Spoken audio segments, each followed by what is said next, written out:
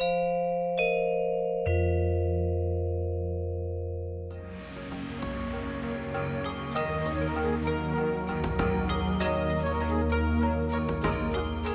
everyone, I'm Tom Nagorski at the Asia Society in New York, where we're here today to talk about Secrets of the Sea, a remarkable exhibition with a remarkable backstory coming to the Asia Society galleries in March of 2017.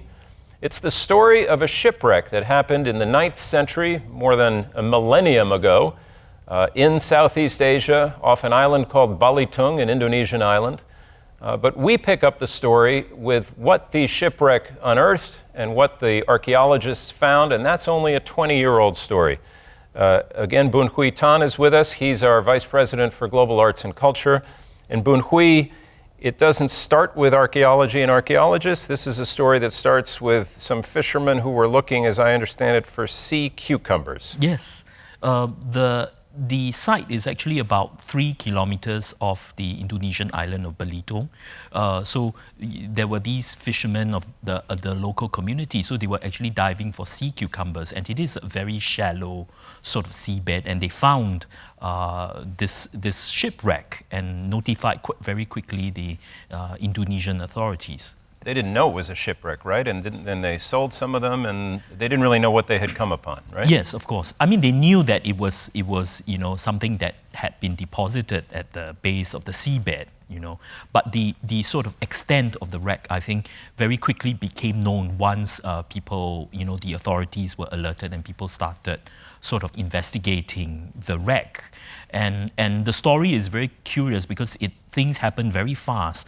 The Indonesian government formed, quickly arranged and appointed a commercial salvager to retrieve the wreck, probably because this was 1998. So it was a period also of political sort of instability in the region. Mm-hmm. And at the same time, it was very clear that there were people already looting the wreck the moment it was found, not just the local sort of people, but also, there were reports of French divers who were already, going down and taking the thing. So it was very important that the wreck be secured in a relatively short period of time. And shallow water, right? So yes. It made it a little easier, but 50 feet or something like that, or? I think it was enough for normal divers to go and fishermen to go down and take it. And it was a very, and what was extraordinary was that, it was a very sedimented seabed at that location. Yeah. So it was relatively easy, I suppose, to take out the objects. And that sediment meant it was very well preserved also. Yes, right? Yes. I mean, evidently, when the ship had sank, in the 9th century, it sedimented, the sediment covered it quite quickly, which meant that a lot of the cargo was actually remarkably well preserved.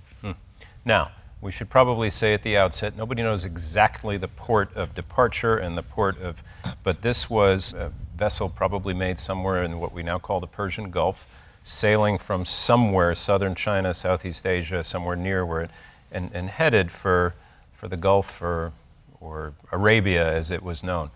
But now, so they find all this stuff, and now it's a proper salvage, yes. Proper archaeological excavation. And talk a little bit about, 60,000 objects, right, on a pretty small vessel. What did they find? Oh, this was probably like the earliest vessel of Arab origin, that ever found, in this region. And they knew it was probably of Arab origin because of the way the boat was constructed, in a kind of sewn plank construction technique without the use of any nails or screws. Coconut fiber, right? Yes. Yeah.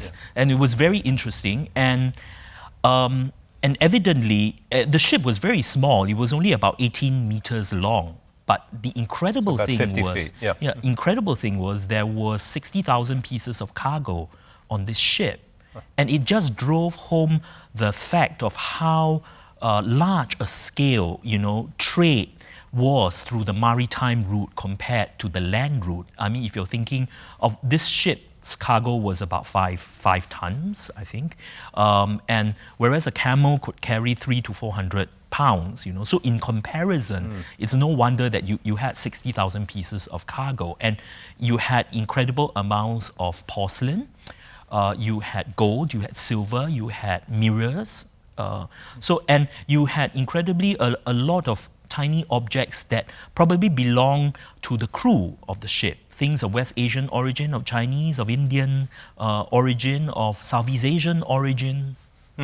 That's amazing. And just that sheer number on a small vessel like Yes. that. Now, there was, you mentioned some of the inscriptions and the influences. One that I find fascinating because the first thing we think of when in any kind of archaeology in the sea or on land is, okay, how are they going to figure out how old it is? So to your point about how well preserved this was, there was actually an inscription, if I have it right, 16th day, 7th month, 2nd year of the Baoli reign, and right away they know that's on or about 826 AD. Yes. It's incredible. So this is the first time you had objects like this, and you could date not just the ship, but probably the objects that were made on this ship, and this is quite unprecedented. Like for example, in this ship you had 3 intact pieces of what are ostensibly blue and white porcelain with sort of Iranian Abbasid style design, and so the blue and white, which means is using cobalt blue pigment, which is something that was imported into China from Iran. So it was made into this porcelain and exported back to the Arab and the Persian lands. And the incredible thing was, this first time, because of the dating of the ship, it proved that blue and white was already in existence in the 9th century. So it just confirms many of the sort of lines of conjecture and speculation and what some scholars were suspecting. They could do detective work. Yes. Really. Wow, yes. That's amazing. Now, again, none of this can be known for sure, but what do the scholars think about who had commissioned all this work? Where was it being made and where was it going? Well, the incredible thing was, and you must remember this is the 9th century, and what you get with this particular shipwreck is you get, for instance, this idea that really globalization is a very, very old concept. And the sheer scale of the production that was involved in stocking this ship, and you had porcelain that was actually drawn from different kilns in different parts of China. So there was a kind of commissioning, there was definitely a kind of commercial network. It was a system. Yeah, system in which, objects were commissioned and collected together in a port and sent, So it sort of portrayed very clearly that China was really the sort of factory of the world at that time, that was supplying all these incredible goods in such amounts. And you had porcelain that was made purely for export, like this type of thing. And then you had incredible gold and silver, that reflected. And what was interesting was that many of the objects, you see a kind of hybrid influence in the stylistics. One of the biggest objects, really one of the masterpieces of ceramic that's found on this is almost a meter high sort of ewer with a dragon-headed cover. Yeah, or with a dragon-headed cover. And evidently, the design, the form of that piece is modeled after West Asian metalware.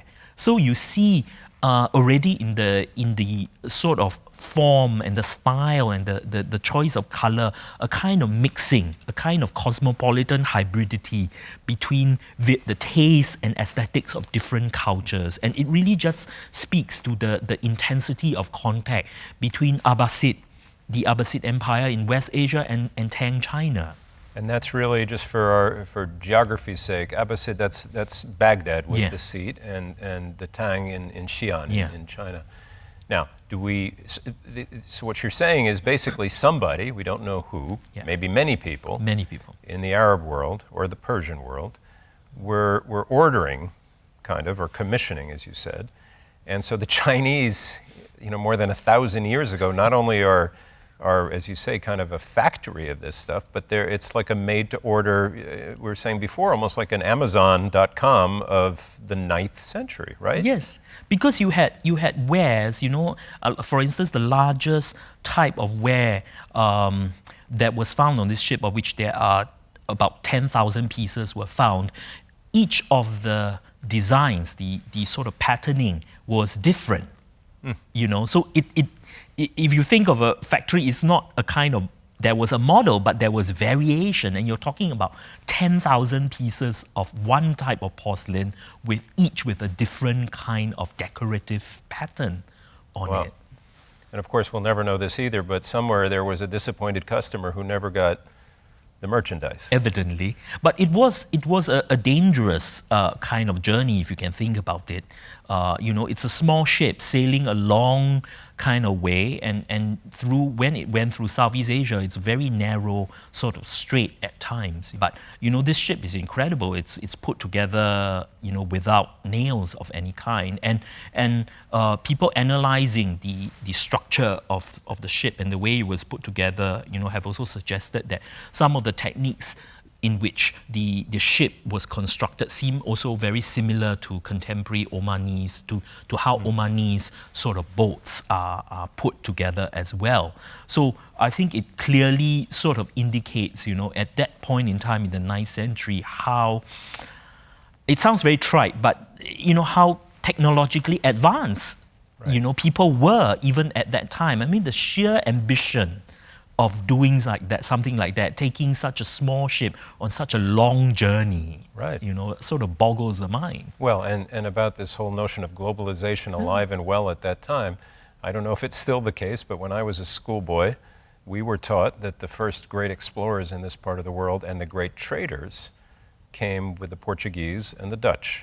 Well, and I think we are talking 500 years prior to that. Well, I think this wreck definitively puts the nail on that coffin. That, before even Vasco da Gama, set sail, you had these great kind of trading networks, So we know very well much more about the overland, the land silk route, But I think right now with wrecks like this and other sort of finds that are being found, it's very quickly actually building a picture of the kind of complexity, but also the sheer scale of the maritime silk route. So talk a little bit, Boon Hui, if you can, about what visitors to the gallery here, again, March 7th is when it opens. Obviously we don't have 60,000 pieces in our show, but what are they going to see in the Secrets of the Sea show? I think we will have representative examples of every type of material that's found on this ship, and including, we'll have some of the masterpieces like the big sort of ewer pitcher that sort of are the sort of high points. We'll have one example of the blue and white porcelain that was found in this ship, the gold and silver as well.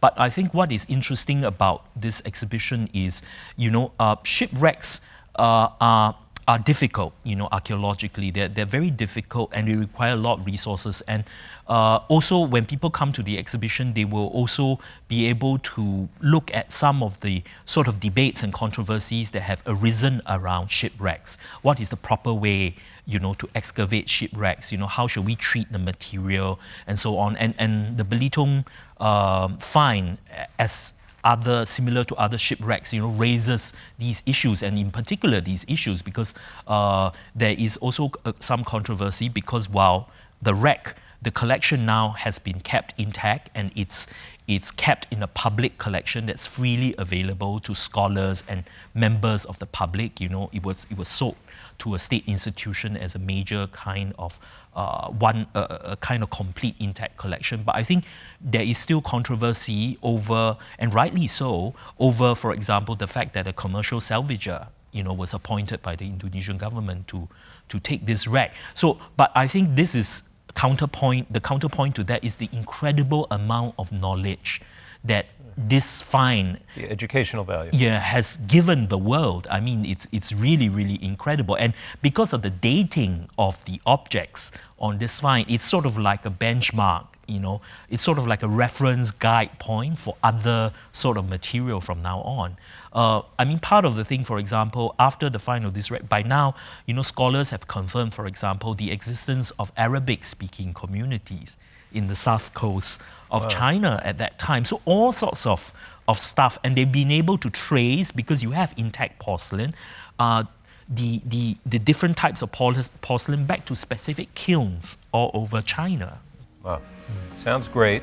Boon Hui, thank you. We'll you. see you and the whole team, and of course, can't wait to see these remarkable artifacts in our gallery and the story behind it. The discovery, by the way, of the Tang Shipwreck has been called one of the great archaeological finds in all of Southeast Asian history. So that's saying something whether you're on land or at sea. We hope we'll see you all in our galleries beginning March 7th, 2017. Again, the exhibition is called Secrets of the Sea. I'm Tom Nagorski. See you at the Asia Society.